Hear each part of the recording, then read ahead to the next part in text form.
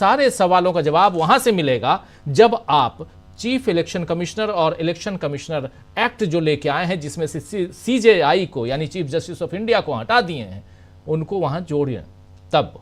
और इसीलिए याचिका लगी हुई है सुप्रीम कोर्ट में, जिस पर परसों यानी 19 तारीख को सुनवाई होनी है। उससे पहले आज आनन फानन में, हड़बड़ी में ये बैठक क्यों बुलाई गई, सवाल उठता है, बहुत बड़ा सवाल है। और इस सवाल को लेकर कांग्रेस पार्टी ने प्रेस कॉन्फ्रेंस की थी, जिसको आपने सुन लिया।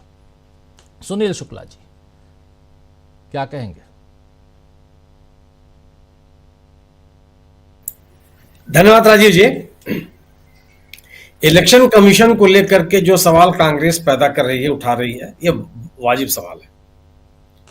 सवाल, मुख्य प्रश्न यह है कि निर्वाचन कराने वाली संस्था कार्यपालिका के नियंत्रण में काम करेगी या जो ऑटोनॉमी उसको संविधान से मिली हुई है उसके तहत काम करेगी। अगर सरकार चाहती भी है, ये मान भी लिया जाए कि सरकार ऐसे लोगों को चुनना चाहती है जो स्वतंत्र रूप से काम कर ले, तो क्या जो लोग वहां पे हैं वो काम करते हुए, स्वतंत्र रूप से काम करते हुए दिखाई पड़े? जो राजनीतिक दलों को जिस तरह का संरक्षण निर्वाचन आयोग से मिलना चाहिए वो मिलता हुआ दिखाई पड़ा। सत्ता के दुरुपयोग, सरकारी मशीनरी को दुरुपयोग को रोकने के लिए सरकारी पक्ष के द्वारा, निर्वाचन आयोग के द्वारा जो प्रयास किए जाने चाहिए थे वो होते हुए दिखे।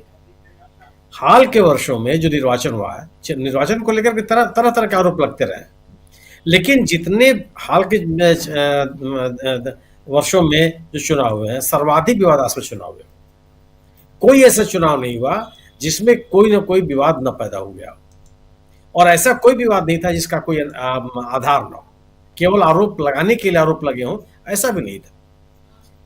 चंडीगढ़ मेयर का चुनाव लोगों ने अपनी आंख के सामने देखा, हरियाणा विधानसभा का चुनाव लोगों ने देखा, बिहार में महाराष्ट्र का चुनाव देखा, विभिन्न राज्यों में उपचुनाव देखे। कोई ऐसा उपचुनाव नहीं हुआ है, कोई ऐसा आम चुनावी विधानसभाओं का नहीं हुआ जिसमें कोई ना कोई विवाद न पैदा हो। और अगर इस तरह से विवादास्पद चुनाव होते रहेंगे तो आप निर्वाचन आयोग की भूमिका पर सवाल खड़े होंगे। सवाल इस बात के लिए खड़े होंगे कि निर्वाचन आयोग में जिन लोगों की नियुक्ति की जा रही है वह कार्यपालिका के प्रति प्रतिबद्ध होंगे या एक स्वतंत्र रूप से काम करने की क्षमता उसमें होगी।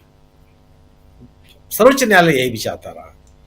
और सरकार जो अगर ये कहती है कि भारत एक लोकतांत्रिक देश है और संवैधानिक संस्थाओं को काम करने का अधिकार है, तो वह अधिकार उनको मिलता हुआ भी दिखाई पड़े।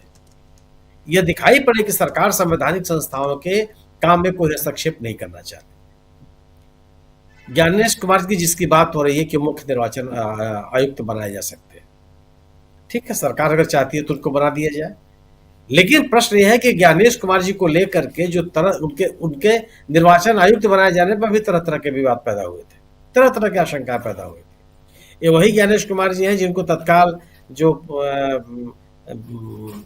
जिन निर्वाचन आयुक्त ने अपने नियुक्ति के कुछ ही दिनों के बाद इस्तीफा दे दिया था, उसके बाद इनको नियुक्त किया गया। और सरकार से इनकी निकटता को लेकर के तमाम तरह की बातें होती रही।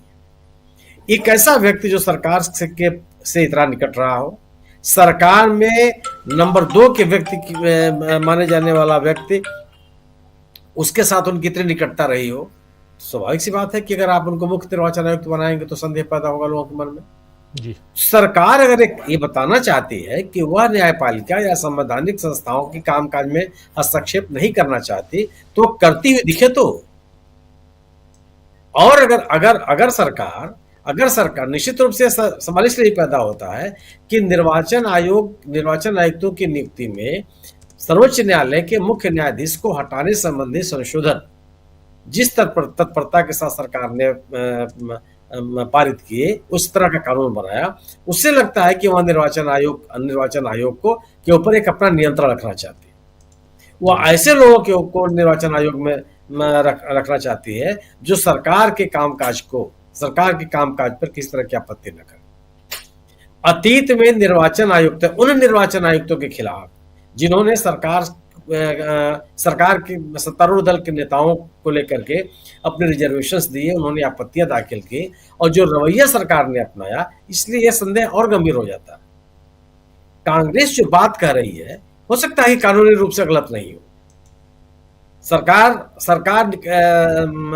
निर्वाचन आयुक्तों की नियुक्ति के लिए सरकार जिम्मेदार है, इसमें कोई इनकार नहीं कर सकता। यह भी तथ्य हो सकता है कि जो कि निर्वाचन आयुक्तों की नियुक्ति को लेकर के जो मुकदमे सर्वोच्च न्यायालय में लंबित है, उसमें किसी तरह का ऑब्जर्वेशन, किसी तरह का आदेश सर्वोच्च न्यायालय ने नहीं जारी किया। लेकिन कानूनी रूप से जो चीज गलत नहीं हो, ये आवश्यक नहीं है कि वो नैतिक रूप से ही जो आप कर रहे हो वो उचित हो। आप सरकार को एक उदाहरण प्रस्तुत करना चाहिए कि अगर कोई ऐसा मसला सर्वोच्च न्यायालय के अलावा किसी मुकदमे की सुनवाई और कहाँ हो सकती है? सर्वोच्च न्यायालय का जिस मामले में हस्तक्षेप हो रहा है उसको गंभीरता से लेना क्या सरकार की जिम्मेदारी नहीं बनती? सर्वोच्च न्यायालय कह रहा है कि निर्वाचन आयुक्तों की नियुक्ति को लेकर के जो मुकदमे दाखिल किए गए हैं उनमें सुनवाई होगी ही होगी, उसमें कोई तिथि परिवर्तन नहीं किया जाएगा। तो 1 और 2 दिन में ऐसा कौन संकट होने जा रहा था? तो ये सवाल पैदा होना स्वाभाविक है कि जिस चीज को सरकार आसानी से टाल सकती थी, सर्वोच्च न्यायालय में उस सुनवाई के बाद अपना निर्णय ले सकती थी, तो इतनी जल्दीबाजी करने की कौन सी आवश्यकता है? अभी तो कोई चुनाव भी नहीं होने जा रहा है। ऐसा भी नहीं है कि 2 निर्वाचन आयुक्त पहले से वहां काम कर रहे हैं बिना निर्वाचन आयोग का काम भी जो उसकी जिम्मेदारियां, ऐसा भी कुछ नहीं जिसमें किसी चीज की रुकावट पैदा होने जा रही हो। तो इतनी जल्दीबाजी क्यों? सर्वोच्च न्यायालय में के आदेश की प्रतीक्षा भी की जा सकती थी। सर्वोच्च न्यायालय से सरकार आग्रह कर सकती थी कि आप इसका सुनवाई करके जो आपको आदेश देना हो दे दीजिए। तो जो कांग्रेस आपत्तियां उठा रही है, हो सकता है कि कानून के हिसाब से बहुत तरसंगत न हो, लेकिन नैतिकता का सवाल बहुत महत्वपूर्ण है। और ऐसी संस्थाएं जिससे जन समर्थन, जनादेश का क्या निर्धारण होता हो, ऐसी संवैधानिक संस्थाओं को स्वतंत्र और निष्पक्ष रूप से न केवल काम करने देने की बल्कि काम होते हुए दिखने की भी स्थिति बननी चाहिए, और यह सुनिश्चित करना सरकार का दायित्व।